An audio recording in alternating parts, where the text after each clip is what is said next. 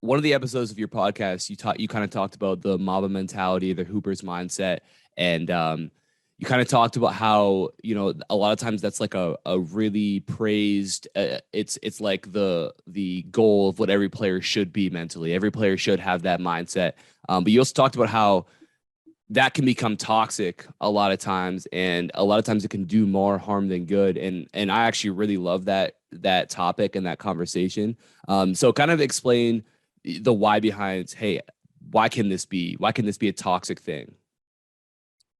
Yeah. So first off, I've been thinking about I don't like tarnishing the Mamba mentality because obviously Kobe was phenomenal and RIP Kobe. So I mean, it ended up being the Mamba mentality and that's what I titled it. But kind of like that toxic, I need to just put everything into basketball. I think that can be toxic sometimes. And I think because yes, there are some late bloomers and sometimes you may figure it out later on in life and you can go pro obviously, but I feel like a lot of pro guys know throughout their life like I have an opportunity to go pro. So your average guys like myself, I have a dream of playing in the NBA when I was like 8 years old? Sure. But as I got older, obviously like I kind of realized I don't know if the NBA is realistic, like whatever, maybe overseas. And then as that obviously things change, but like a lot of people have this mindset where in reality we're all like pretty average players. Like a very, very small percentage of players go and play and get paid millions of dollars. Right. So if we have this mindset that all we need to do is work out and watch film and consume basketball and that's our entire life, and from an early age that we adopt that mindset, that's all we have, right? So that Mamba mentality, that's all we have, like that becomes our identity and we really latch on to that. So whenever that time comes where it's like, okay, it's either I try to sign an agent and like figure out if I can go play overseas and kind of keep this dream going, or it's like I go find a 9 to 5 or like a different career path. Obviously, you don't have to go find a 9 to 5, but it's either basically I try to fight that dream or I kind of let it crumble. So whenever that time comes, you have to make that decision. You kind of lose your identity, right? So whenever you latch on to that identity and like I am basketball, you don't have anything else to fall back onto. And I actually got some questions from friends of mine and like just people that listen to the podcast. Well, isn't that considered quitting? Or like why should you have a plan B? And I'm like, well, honestly, it's not a bad point to bring up because if you are somebody who does have a chance, then maybe you shouldn't have a plan B. But I don't really view it as a plan B. I just view it as being a human being, right? And enjoying life beyond basketball because you don't have to be basketball. It's just something that you do. So I think it becomes toxic when it consumes you and that's all you have. And in the episode that I put out, I said like, there are people out there that are like, I'm gonna miss time with my family because I need to get this workout in. Whenever it's consuming you so much that you're like choosing it over your family, your friends, like holidays, things like that, it's not that big of a deal because like you just have to be realistic with yourself. If you're getting paid millions of dollars, yes, prioritize it. But if you're just like on a men's league team every Monday or every Thursday, like you don't have to miss time with your family. It's really not that big of a deal. And I think at that point it becomes toxic because you're losing valuable time, right? Like live your life. I think that experiencing like having hobbies, experiencing the world, experiencing your friends, having a good time, like those things are way more important to me at least, and I think they should be more important to other people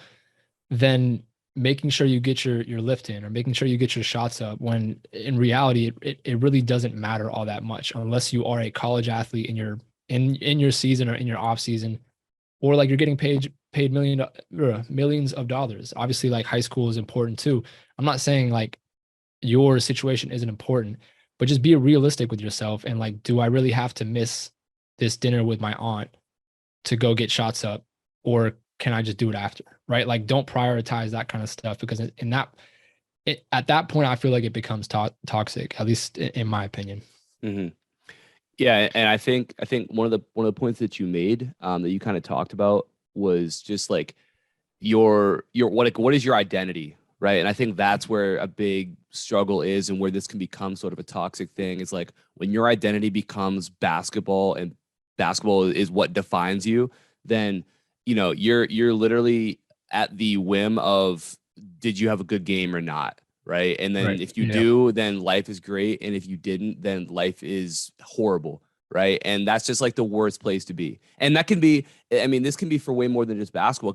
It can be the same thing with like with training. Like if I'm like, hey, if workouts went well today, then I'm awesome. If they didn't, then life is horrible. If that's my entire identity is just that, then like things are going to be bad. And I don't want to be in a spot where like 50% of the time I feel great, and then the other 50% of the time it's just like the world is over, right? And I think when players put everything into basketball, especially younger players, like when everything is just about that, and you kind of neglect everything else, and that's where all of your like self-worth and all your identity is based on, then you're gonna set yourself up to like be really miserable all the time.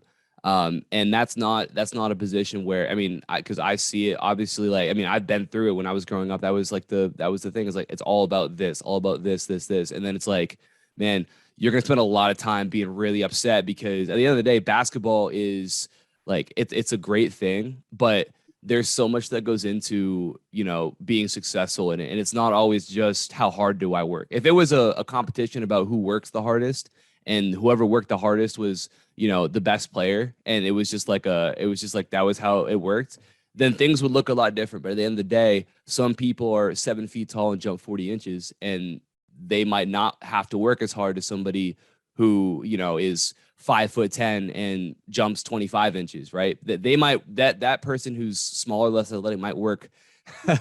They might, and listen, that's like, I might work way harder than that person who is 7 feet tall, but at the end of the day, they have a very big affordance over me, and that Right. might mean that that work isn't going to translate to me being more successful than that person. So if my entire identity is based on, hey, like this is what matters, then you're going to set yourself up for being miserable when things don't happen. So I think, like you said, putting basketball in its place is like, hey, this is a great thing, but I also have a family, right? I have other things I like to do, and now basketball stays what it is, which is something that's supposed to be fun, so it's supposed to be enjoyable, and obviously you want to work at it and get the most out of it that you can.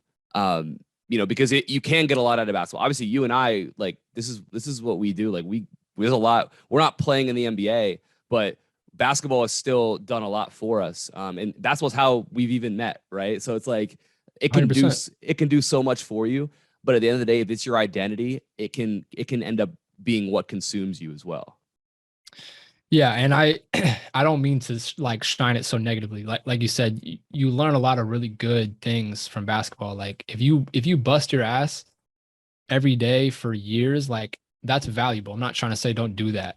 I'm just saying, like you said, don't identify with it and be consumed by it to where it takes you out of important situations in your life. And like whenever I was a little bit younger, that like it consumed me, right? Like it became my identity. And whenever I would have a bad game, or if we lost, or if I didn't get in as much as I thought I should have, like I would go to dinner with my friends or with my family, like sometimes family that like drove like hours to come see me play that I haven't seen in months, and I would sit there and sulk the entire time at dinner, right? Like I couldn't differentiate and I couldn't dissociate myself from that game because I was identifying with the game. I was identifying with my mistakes, but it's like I can't do that because it's not fair to one myself, and it's not fair to the people that are around me because they're not getting who I am. Like I'm not present in that moment. I'm stuck in that moment, right? So it's not fair to do that, and I can't identify with those mistakes. I can't identify with the game of basketball because it's just